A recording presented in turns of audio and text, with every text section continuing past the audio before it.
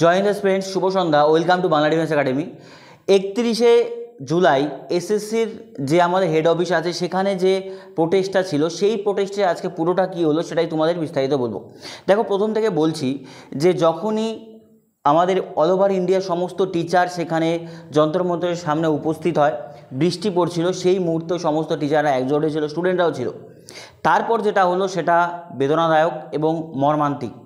সেখানে আমরা আমাদের রাজ্যে যেমন দেখি যে পুলিশ চলে আসে, পুলিশ এসে তাদেরকে অ্যারেস্ট করে নিয়ে চলে যায়, চ্যাংদোলা করে নিয়ে চলে যায়। সেম ঘটনা সেখানেও আমরা দিল্লিতে দেখতে পেলাম যে দিল্লি পুলিশ চলে এসছে।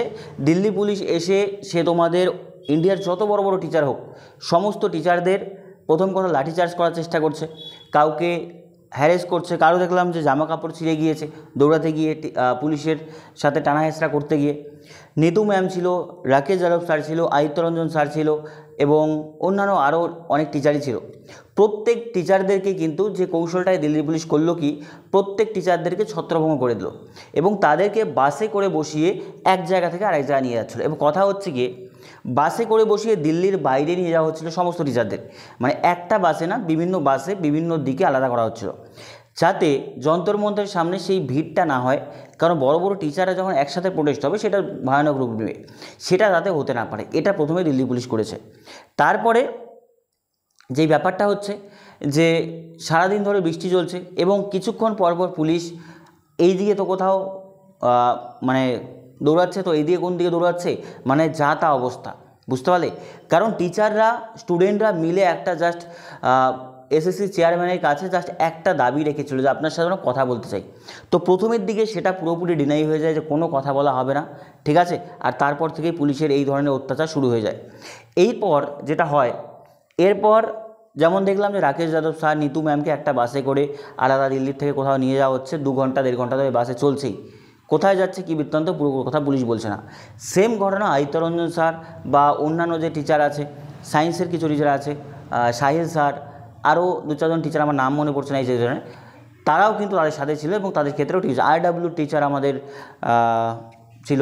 তো সেই ক্ষেত্রেও কিন্তু সেম ঘটনা আমরা দেখতে পাচ্ছি যে তাদেরকে নিয়ে যাওয়া হচ্ছে। কোথায় নিয়ে যাওয়া হচ্ছে কিচ্ছু না, জাস্ট উদ্দেশ্য হচ্ছে আমাদের আন্দোলনটাকে ছত্রভঙ্গ করতে হবে। এবার কথা হচ্ছে, দেখো যে এই ছবিগুলো তোমরা যদি একটু দেখো তাহলে বুঝতে পারবে যে কী ঘটনা ঘটছে। ছবিগুলো যদি একটু দেখো, যেমন নিতু ম্যাম সেখানে ফিমেল ছিল, হিমাংশী ম্যাম ছিল, তো নিতু ম্যামকেও পুলিশ, মেল পুলিশ মানে কি বলবো, টেনে হিচড়ে ওঠাচ্ছে মানে গাড়িতে, এই অবস্থা, ঠিক আছে। তারপরে দেখলাম একটা হল রুমে বসিয়ে দিয়েছে, বসিয়ে দিয়ে তাদের সাথে মানে কখন ছাড়বে কী বৃত্তান্ত কোনো ঠিক ঠিকানা নেই। তো এই হচ্ছে কথা, স্টুডেন্টরা যাবে তো যাবে কোথায়?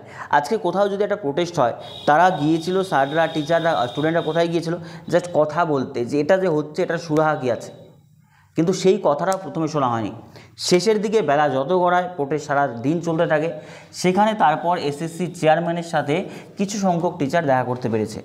এবার কি হয়েছে, কিছু টিচার এদিক ওদিক চলে গিয়েছে, কিছু টিচার স্টুডেন্ট তখনও ছিল, তারা গিয়ে এসএসসি চেয়ারম্যানের সাথে শেষের দিকে গিয়ে, বিকালের দিকে গিয়ে কোথাও না কোথাও দেখা হয়েছে। এবার এখানে কি হয়েছে দেখো, এখানে দেখো আমি বলছি কি কি পয়েন্ট উঠে এসছে। প্রথম কথা, এসএসসি যে এডিকুইটিকে দিয়েছে, ঠিক আছে, তো এই জায়গাতে এসএসসি চেয়ারম্যান স্বীকার করে নিয়েছে যে আমরা এডিকুইটিকে যে দিয়েছি, এডিকুইটির আগে ট্র্যাক রেকর্ড খারাপ ছিল, কিন্তু বর্তমানে এডিকুইটি সেটা সংশোধন করেছে এবং এডিকুইটি এটা ঠিকঠাকভাবে করতে পারবে, এটা নাকি এডিকুইটি তাদের আশ্বাস দিয়েছে। কথা বোঝো, মানে যেটা বোঝা গেল যে যতগুলো কথা চেয়ারম্যান বলেছে, সেই চেয়ারম্যানের কথা থেকে এখনও পর্যন্ত নট এ সিঙ্গেল, মানে কি বলবো, সেখান থেকে ইমপ্রুভমেন্টের কোনো কথা আসেনি, মানে কোনো আশার আলো সেখান থেকে আসেনি, একটা সিঙ্গেল আশার আলো সেখান থেকে আসেনি। কারণ পুরোটা যে বলা হয়েছে, পুরোটা বলছেন যে এডিকুইটি আর আমাদের উপর বিশ্বাস আছে যে এডিকুইটি পারবে, এডিকুইটি বলেছে ঠিক করে দেবে, ঠিক আছে, এই ধরনের কথাবার্তা। তারপর কথা হচ্ছে 2 নম্বর পয়েন্টটা একটু ভালো করে দেখবে। তো টিচাররা বলছে যে এরকম যে ঘটনা হয় এটা কতদিন চলবে, যে সামনে যে এক্সামগুলো আছে এগুলো কীভাবে হবে, তাহলে এক্সামগুলো পোস্টপোন করে দেওয়া হোক। তো চেয়ারম্যান বলছে না, এক্সাম পোস্টপোন করা হবে না, কিছু সংখ্যক ছাত্র সাথে যদি এগুলো হয় তাহলে আমরা তার জন্য পুরো ছাত্রকে পোস্টপোন করতে পারি না, এক্সামকে পোস্টপোন করতে পারি না। বলো এবার তুমি কি বলবে, ঠিক আছে।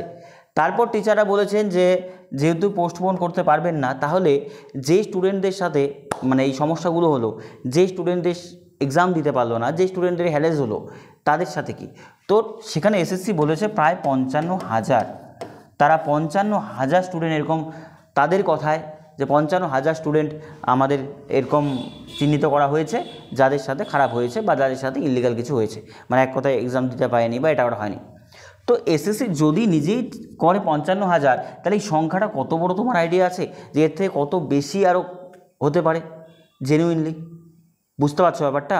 এইবার এই ঘটনাগুলো সারা দিন যাবত হচ্ছে। বিকেলের দিকে এসএসসির চেয়ারম্যানের সাথে কথা হয়, চেয়ারম্যানের কথার পর থেকে তার কথা অনুযায়ী মানে তার কোনো ধরনের কিন্তু সুরাহা এখনও পর্যন্ত কিচ্ছু নেই। তাদের কথা এসএসসি যেটা কথা, হ্যাঁ হবে, যে স্টুডেন্টদের সাথে হবে, যে স্টুডেন্টরা আছে তাদের আমরা চেষ্টা করব যে আগামীতে যাতে বেটার করে করা যায়, এই ধরনের জাস্ট মানে এলোপাতারি কথাবার্তা।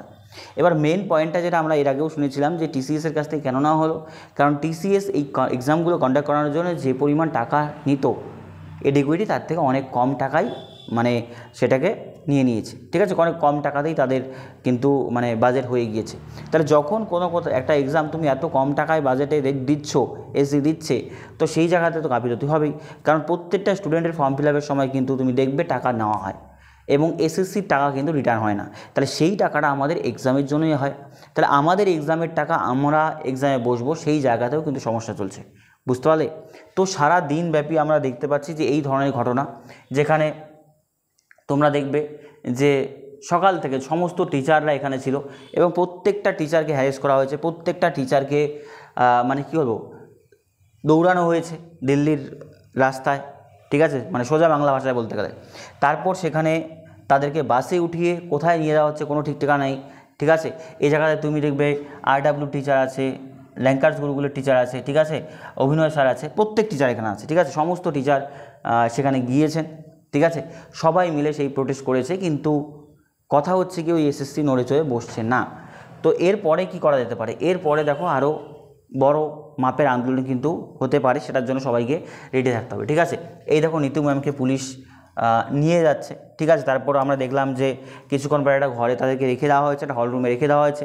তারপর সেখান থেকে আবার মানে নিয়ে কোথায় যে নিয়ে যাওয়া হচ্ছে কোনো ঠিক ঠিকানা পুলিশ বলছে না। এই হচ্ছে সারাদিন ধরে চলছে, ঠিক আছে।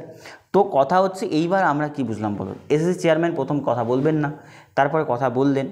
এইবার এই জিনিসটা যেহেতু এসএসসির কানে পৌঁছেছে, প্রোটেস্ট ছত্রভঙ্গ করার চেষ্টা হয়েছে, কিন্তু প্রোটেস্ট অনেকাংশে বলতে পারো সফল হয়েছে। যে এসএসসি চেয়ারম্যান লাস্ট পর্যন্ত কথা বলতে বাধ্য হয়েছে এবং তারপর তিনি যেহেতু কথাগুলো তার কানে গিয়েছে এবং তিনি স্বীকারও করেছেন যে স্টুডেন্টদের সাথে ভুলভ্রান্তি হয়েছে, তাহলে সেই ক্ষেত্রে ফিউচারে যে এডিকুইটি কতটা ঠিক করবে কেউ জানে না। এবার দেখা গেলো আবার সেই এমটিএস এক্সাম হলো, আবার সেই সিজিএল এক্সাম সামনে থেকে 13 তারিখ থেকে বলেছে। তো সেই এক্সামগুলো হচ্ছে, জিডির এক্সাম আছে জানুয়ারি ফেব্রুয়ারিতে, তো সেই এক্সামগুলো দেখা গেলো হয়ে গেলো, আবার সেই খামতি হয়ে গেলো, তখন তোমরা কোথায় যাবে বলো? যার যেই এক্সামকে ফোকাস করছো সেই এক্সামগুলো আবার যদি খামতি হয়, আবার দেখা যাচ্ছে সেই ধরনের হ্যারাসমেন্ট, সেই ধরনের ভুলভ্রান্তি, তখন যাবে তো যাবে কোথায়? এটা হচ্ছে মোরাল অফ দ্য স্টোরি। তো টিচার বলো, স্টুডেন্ট বলো, সবাই এসএসসির কাছ থেকে এই আশ্বাসটা চাচ্ছিল যে সামনের এক্সামগুলোতে যাতে এই প্রবলেমটা না হয়, আমরা যেমনটা আগে এক্সাম দিতে পারতাম সেরকমভাবেই যাতে এক্সাম কন্ডাক্ট করানো হয়। কিন্তু এসএসসির তরফ থেকে কোনো ধরনের কিন্তু পজিটিভ মানে ইনিশিয়েটিভ এখনও পর্যন্ত দেখা যায়নি। তো এরপরে এটার প্রোটেস্ট কতদূর কোন দিকে গড়ায় পুরোটা তোমাদের জানাবো। এবং প্রত্যেকে আবারও বলছি, দেখো এই ভিডিওগুলোকে শেয়ার করো, পারলে তুমি হিন্দি চ্যানেলের ভিডিওগুলোকে শেয়ার করো, বাংলার চ্যানেলে আমার ভিডিওগুলোকে শেয়ার করো, বাংলাতে যদি অন্য কোনো টিচার বানাচ্ছে শেয়ার করো। নর্মালি আমি বাংলা দেখলাম না যে কোনো টিচার সেরকমভাবে হেলদোল হচ্ছে, ঠিক আছে। যেমন আগের দিনও বললাম তোমাদের যে মৃন্ময় স্যার এইটার নিয়ে আন্দোলনের মধ্যে আছে, ঠিক আছে, কিন্তু বাকি কোন দিকে দিয়ে দেখছি না।